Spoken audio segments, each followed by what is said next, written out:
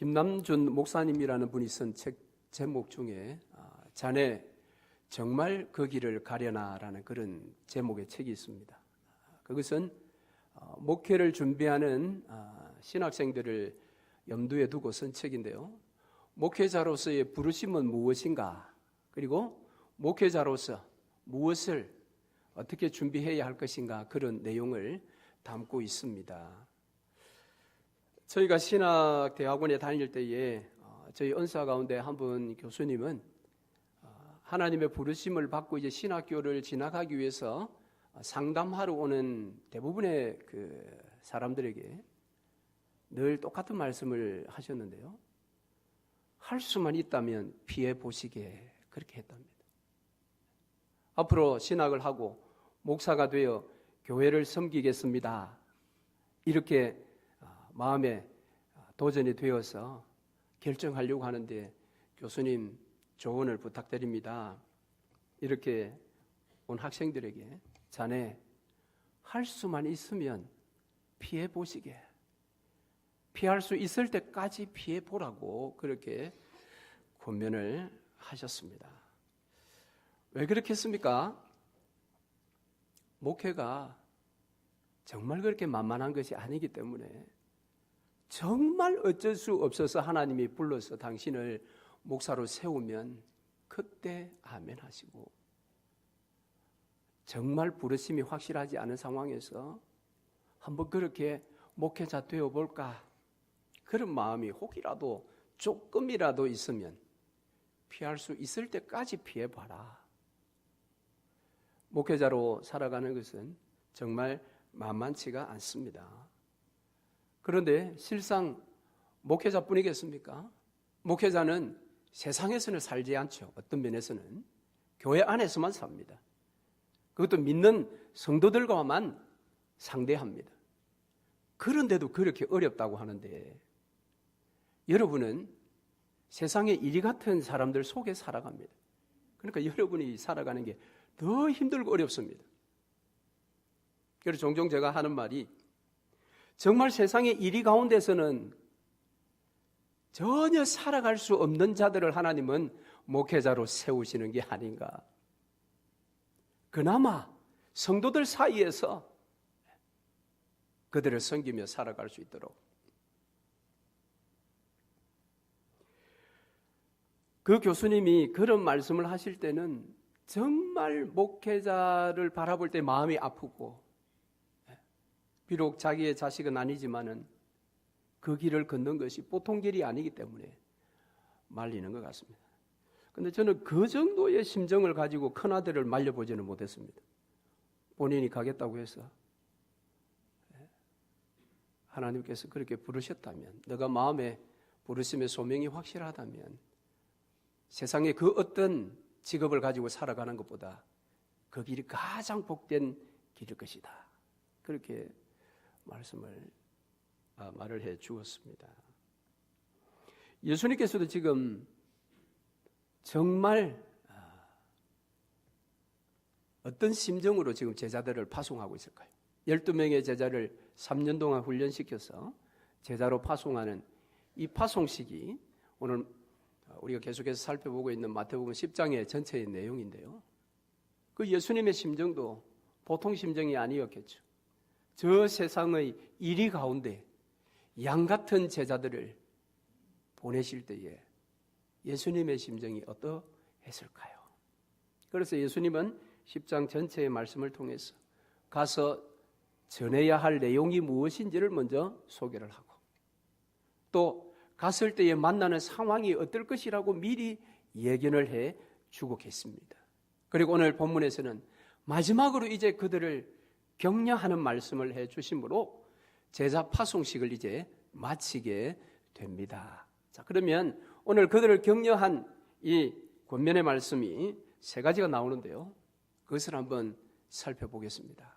먼저 예수님은 그들에게 하시는 말씀이, 너희가 복음을 들고 세상에 나가서 사도적인 삶을 살 때에 그곳에는 언제나 평화만, 언제나 화합만 일어나는 것이 아님을 잊지 마라. 그렇게 이야기합니다. 복음이 가는 그곳에 처음부터 끝까지 화합이 일어나며 화평이 일어날 것을 기대하지 말라라는 것입니다. 이 이야기는 좀 당혹스럽지 않습니까? 예수님은 이 땅에 평강의 왕으로 오셨어요. 그렇지 않습니까? 여러분, 예수님이 이 땅에 태어나실 때에 그때에 하늘에서 노래했던 천사들의 노래를 여러분 기억하시죠? 지극히 높은 곳에서는 하나님께 영광이요, 땅에서는 기뻐하심을 입은 모든 사람들 중의 평화로다, 이렇게 천사들이 노래했습니다. 그렇습니다. 예수님은 이 땅에 평강의 왕으로 오셨어요. 그런데 그분이 이 땅에 가지고 오신 선물 복음을 제자들이 들고 세상에 가는데 그 세상에서는 화합과 평화만이 있지 않을 것이라고 말씀을 하십니다. 당혹스럽습니다. 도대체 이 말의 의미는 무엇인가? 왜 복음이 가는데 하나 되지 못하고, 복음이 가는데 그곳에 분쟁이 있으며, 복음이 가는데 그곳에 분열이 일어난다고 하시는가? 여러분, 그것은 이 복음이 가는 그곳에는 반드시 분열이 일어나게 됩니다. 무슨 말입니까? 복음의 빛이 비칠 때 사람들은 반드시 나뉘어지게 됩니다. 즉, 하늘에 속한 자들과 흑암에 속한 자들로 나뉘어지게 됩니다. 복음의 빛이 비치기 전에는 모두가 다 같아 보였습니다. 하나처럼 보입니다. 그러나 그 복음의 강력한 빛이 비치면 반드시 흑암에 속한 자들과 하늘에 속한 자들로 나뉘게 된다는 것입니다. 그래서 복음의 빛이 비칠 때에 자신의 죄를 발견하고 그 죄를 버리고자 하는 자들과, 그럼에도 불구하고 끝까지 우직하게 죄를 고집하는 자들로 정확하게 나눌 것이라고 이야기합니다. 그러므로 복음의 빛 앞에서는 중간지대가 없습니다. 여러분이 복음의 빛 앞에서 살아갈 때는 중간지대적인 삶을 살아가는 자는 없습니다. 흑암의 백성으로 사느냐, 아니면은 하늘의 자녀로 사느냐, 두 길 중에 한 길만 있을 뿐입니다. 그래서 복음이 비칠 때는 반드시 이렇게 분열이 일어나게 되는 것입니다. 그런데 여러분, 이 복음의 빛이 비칠 때에 죄를 버리고자 하는 그 자들은 사실은 모든 면에 있어서 서로 하나가 됩니다. 서로 간에 잘남과 못남 가운데서도, 많이 배우고 못 배운 가운데에서도, 생활의 형편이 극과 극 중에서도 여러분, 그들은 복음의 빛 앞에서 모두가 하나가 되는 것입니다. 민족과 민족이 달라도, 혈통과 혈통이 달라도, 심지어 피부 색깔이 달라도 복음의 빛 앞에서 하늘에 속한 자들은 모두가 하나가 됩니다. 할렐루야. 그러나 흑암에 속한 자들은 서로의 이 다름조차도 틀렸다라고 공격하며 분열이 일어납니다. 그러므로 이것이 복음의 역사인 것입니다. 복음이 가는 곳에 반드시 분열이 일어나는 것은 복음이 잘못되어서 그런 것이 아니라 여전히 타락한 죄성 가운데 있는 사람들 때문인 것입니다. 그러므로 여러분, 저와 여러분은 모두가 하늘에 속한 자들입니다. 그러므로 우리 모두는 복음의 빛 앞에서 하나여야 합니다. 우리가 나뉘어질 이유가 없는 것입니다. 만일 우리가 나뉘어진다면 우리는 흑암에 속한 자일 가능성이 많습니다. 제자들이 가져가는 이 복음 앞에서 세상은 반드시 나뉘어지게 될 것이요, 특별히 하늘에 속한 자, 복음의 빛 앞에서 자신의 조그마한 죄도 다 버리기를 결단하고 힘쓰며 그렇게 행동하는 자들 앞에서는 모든 것이 다 복음 안에서 하나가 되는 것입니다.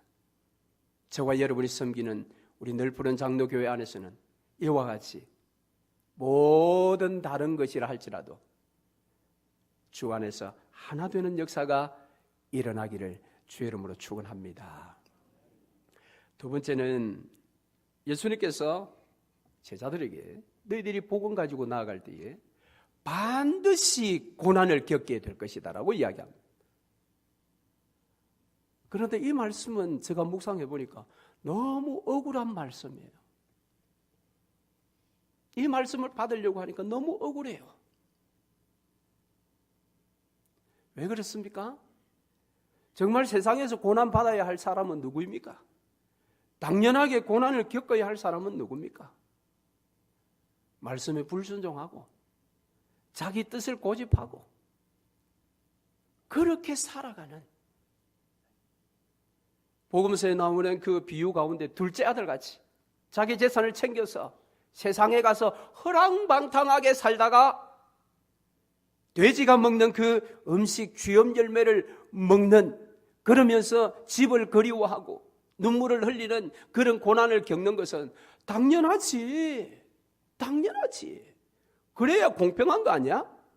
그런데 오늘 이 말씀은 너희가 복음을 가지고 제대로 사도적인 삶을 살면 반드시 너희들이 고난을 받을 것이다.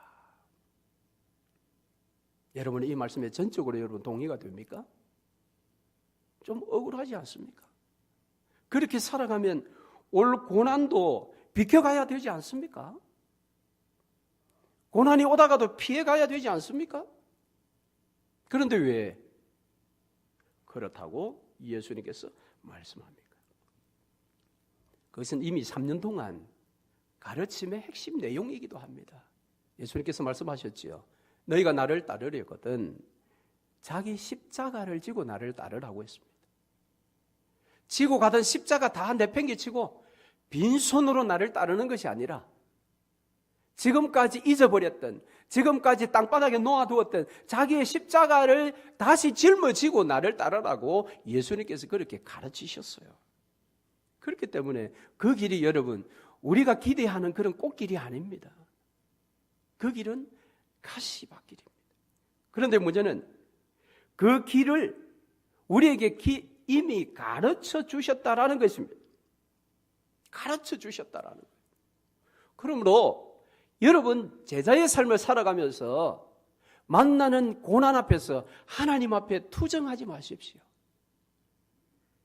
하나님, 대체 이게 무엇입니까?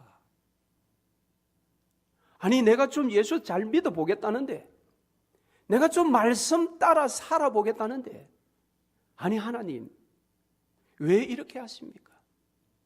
왜 이런 고난을 만나게 하십니까? 왜 미리 좀 가르쳐 주지 않고 피할 수 있도록 길을 좀 열어주시지 않고 왜 이렇습니까? 그렇게 여러분 갓난아이처럼 투정하지 마십시오. 분명히 예수님께서 말씀을 하십니다. 고난을 겪게 될 것이다. 그런데 여러분 너무 주눅들지 마십시오. 그 고난 앞에서 우리 주님은 반드시 그 고난을 뛰어넘을 수 있는 그런 은혜를 주십니다. 할렐루야. 그래서 여러분 기도가 필요한 것이요. 그래서 제자의 삶, 그리스도인의 삶, 사도적인 삶은 매일매일 놀라운 삶이 되는 것입니다. 그런 현장을 경험한 자는 날마다 그 간정이 넘치는 것입니다. 그래서 주일이 기다려지는 것입니다. 그 놀라운 간정을 하나님 앞에 보고하기 위해서, 그 놀라운 간정을 성도들과 함께 식탁의 교제 가운데서 함께 나누기 위해서 주일이 기다려지는 것입니다. 그래서 그리스도인의 삶은 날마다 서프라이즈한, 놀라운 삶이 되는 것입니다. 그렇기 때문에 가시밭길을 걸을 때에 여러분 당당하게 걸으시기를 바랍니다. 주께서 그 길을 걸을 수 있도록 도와주실 것입니다. 그때에 여러분 진정한 행복이 무엇인지를 여러분 알게 됩니다. 깨닫게 됩니다. 세상으로부터 주어지는 그 행복이 아니라 하늘로부터 주어지는 고난 앞에서 주눅들지 않고 당당하게 그 고난을 뛰어넘는 그런 삶을 내가 살게 될 때에 그것이 진짜 믿음 안에서의 행복인 것입니다. 그것이 복인 것입니다. 그러므로 여러분 이 길을 꼭 걸을 수 있기를 바랍니다. 이제 마지막 세 번째는 너희가 복음을 가지고 세상에 나가서 내 이름으로 가장 작은 자에게 한 그 섬김은 반드시 상을 받게 될 것이다라고 이야기를 합니다. 가장 작은 자에게 냉수 한 그릇 대접하는 것. 그래서 오늘 말씀에도 보니까 제자의 이름으로 이 작은 자 중 하나에게 냉수 한 그릇이라도 주는 자는 내가 진실로 너희에게 이르노니 그 사람이 결단코 상을 잃지 아니하리라. 그래서 우리에게 냉수 한 그릇의 영성의 삶이 필요합니다. 여러분, 우리가 어떤 큰 자에게 큰 것을 우리가 섬기게 되면 사람들이 그것을 다 알게 됩니다. 그러나 지극히 작은 자 중에 냉수 한 그릇 아무도 알아봐 주지 않습니다. 저와 여러분은 사람이기 때문에 나는 늘 하나님만 바라보고 하나님 앞에서 살아간다. 잘 하십니다. 그렇게 사셔야 됩니다. 그런데 사람을 의식하지 않을 수가 없지요. 여전히 죄악된 본성을 가지고 있기 때문에 그렇습니다. 그럴 때에 내가 작은 자 중에 냉수 한 그릇 대접한 그것이 나만 아는 것 같아서 속상할 때가 솔직히 있을 것입니다. 그러나 주님은 그런 섬김이라 할지라도 나중에 다 상을 받게 될 것이다. 그렇기 때문에 오늘 이 말씀 가운데는 또 하나의 놀라운 숨은 교훈이 있습니다. 그것이 무엇인가 하면 그들을 파송하는 예수님의 눈은 그들이 파송되어 살아가는 세상에 그들의 삶을 날마다 주시하고 있다. 바라보고 있다. 그런 교훈이 여기에 있습니다. 세상이 알아주지 않고 교회가 알아주지 않고 가족조차 알아주지 않는 작은 일을 내가 그리스도의 이름으로 믿는 자로서 그것을 행했을 때에 예수님은 그것을 다 보고 계신다라는 것입니다. 그리고 상을 주시겠다 이 말은 예수님이 보시기만 하고 지나가면 잊어버리는 것이 아니라 그것을 다 기억해 두셨다가 나중에 마지막 날에 상을 주겠다고 이야기합니다. 그래서 사도행전에 보면은 사도 바울에게 그리스도의 이름으로 그를 섬겼던 루디아라는 여인의 이름이 소개됩니다. 하나님은 루디아의 그 섬김을 기억하셨다가 그에게 상을 주셨는데 이 땅에서의 그 상대를 주셨겠지만은 놀라운 상은 성경에 그의 이름이 기록되었다라는 것입니다. 뿐만 아니라 정반대에 디오드레베라는 장로가 있습니다. 요한 3서에 등장하는 장로입니다. 그 장로에 대해서 저자 사도 요한은 그를 책망합니다. 그는 사람들 앞에 어뜸되기를 좋아했던 사람이었습니다. 그는 어떻게 어뜸되기를 좋아했는지 모르겠습니다. 은근히 했는지 내어놓고 했는지. 그러나 하나님 분명히 그것을 알고 계셨습니다. 왜? 그의 섬김을 보셨기 때문입니다. 그러므로 우리 주님은 지금도 저와 여러분의 교회 생활, 가정 생활, 세상에서의 모든 생활, 이 모든 것들을 다 보고 계십니다. 그렇기 때문에 여러분은 세상에 나가서 작은 섬김을 했는데 그것을 사람들이 알아주지 않을 것이라고 슬퍼하지 마십시오. 또 여러분이 그리스도의 이름으로 복음을 전하며 살아갈 때에 세상으로부터 핍박을 받고 미움을 받는다 할지라도 여러분 기억하십시오. 우리 주님이 그것을 다 기억하신다라는 것입니다. 다 보고 계시기에. 그래서 예수님은 마태복음 25장에서 이와 동일한 교훈의 비유를 주셨습니다. 자, 예수님께서 말씀하실 때에 주님께서 이 땅에 재림에 오신 그날에 주께서 보좌에 앉으셔서 이 땅의 모든 인생들을 이제 판단을 하십니다. 그 내용을 예수님께서는 비유적으로 설명하시기를 그때의 임금 앞에 오른쪽의 선자들과 왼쪽의 선자들로 인생들을 다 구분해 놓으신다고 합니다. 그러시면서 오른편의 선자들에게 그 임금이 이렇게 이야기를 합니다. 내 아버지께 복받을 자들이여 나와 창세로부터 너희를 위하여 예비된 나라를 상속받으라. 줄일 때에 너희가 먹을 것을 주었고 목마를 때에 마시게 하였고 나그네 되었을 때에 영접하였고 헐벗을 때에 옷을 입혔고 병들었을 때에 돌보았고 옥에 갇혔을 때에 와서 보았느니라. 여러분 여기에서 오른편에 속한 복받을 자들이 행한 일을 지금 임금이 소개합니다.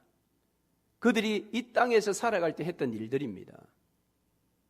임금이 다 기억하고 그대로 이야기합니다. 여러분 그런데 여기에 큰 일이 있습니까? 여기에 나온 일들 중에 줄일 때 먹을 것 주었다. 한 끼 식사를 대접했다. 목마를 때 냉수 한 그릇 마시게 했다. 나그네 되었을 때에 집에 하루 묵어가게 했다. 헐벗을 때에 새 옷을 샀는지 자기가 입는 옷을 주었는지 모르겠지만 옷을 입혔다. 병들었을 때 한번 돌아보았다. 마지막에 옥에 갇혔을 때에 한번 와보았다라는 것입니다.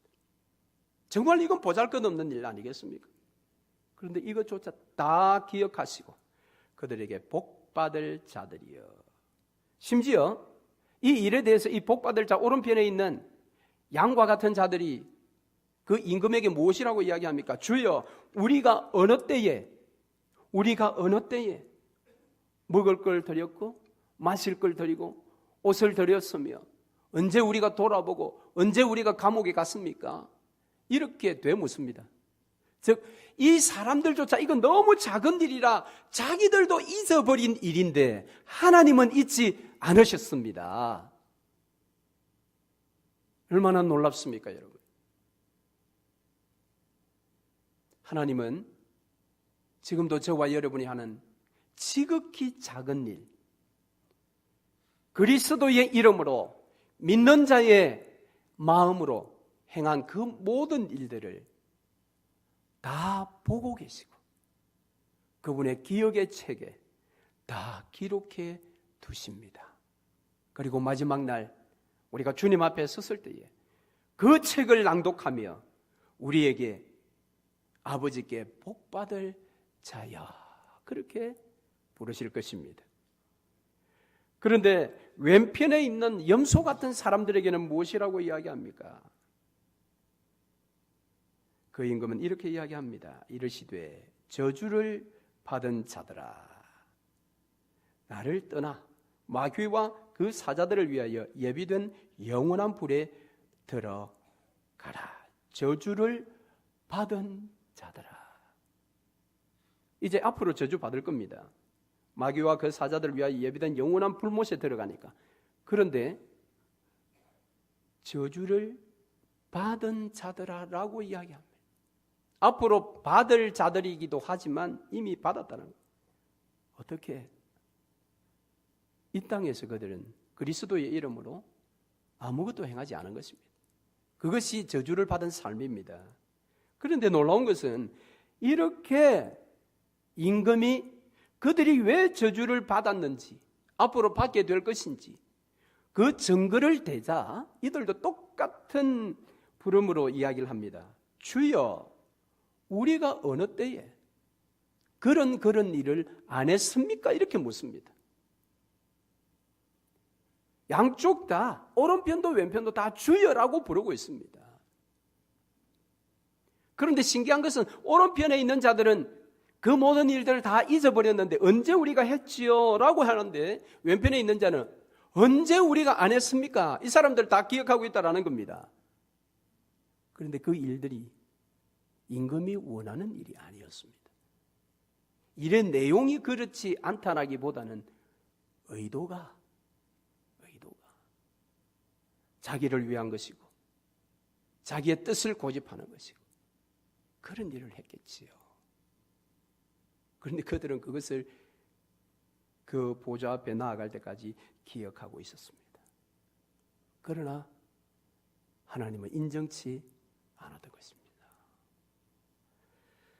사랑하는 성도 여러분, 오늘 우리가 예수 믿는 자로 이민자의 삶을 살아가는 것이 얼마나 힘듭니까? 성실하고 정직하게 복음의 빛 앞에서 부끄러움 없이 살아가는 것이 얼마나 여러분 힘드십니까? 그 힘든 속사정 아무도 알아주지 않는 것 같아서 얼마나 속상하고 얼마나 외롭겠습니까? 어디 가서 하소연할 수도 없고 알아봐 달라고도 말할 수도 없고 때로는 배우자조차도 이해하지 못하고 그럴 때 여러분 외롭더라도 외로워하지 마십시오. 슬픔이 밀려오더라도 여러분 슬퍼하지 마십시오. 우리의 왕이신 예수 그리스도께서 지금 여러분을 보고 계십니다. 여러분의 마음을 보고 계시고 여러분의 생각을 보고 계시고 그에 따른 여러분의 삶을 속속들이 우리 주님이 보고 계십니다. 그리고 그날에 우리가 그분이 앉으시는 놀라운 보좌 앞에 나아가면 우리가 이 땅에서 믿는 자로서 살아가면서 흘렸던 우리 눈의 눈물들을 다 닦아 주실 것입니다. 그리고 우리에게 말할 것입니다. 창세로부터 아버지께서 예비하신 복을 받아라. 할렐루야. 그러므로 여러분 기억하십시다. 오늘 우리 모두는 주님 앞에 서는 그날까지 하나님의 오른편의 선자 되기를 소망하며 이 힘들고 어려운 고난의 세월을 끝까지 믿음으로 주의 뜻을 따라 냉수 한 그릇에 영성을 따른 그런 삶을 살아서 장차 주님의 기억의 책에 나의 이름뿐만 아니라 나의 신앙의 삶 전부가 기록되어지는 복된 인생 되시기를 주의 이름으로 축원합니다. 아멘.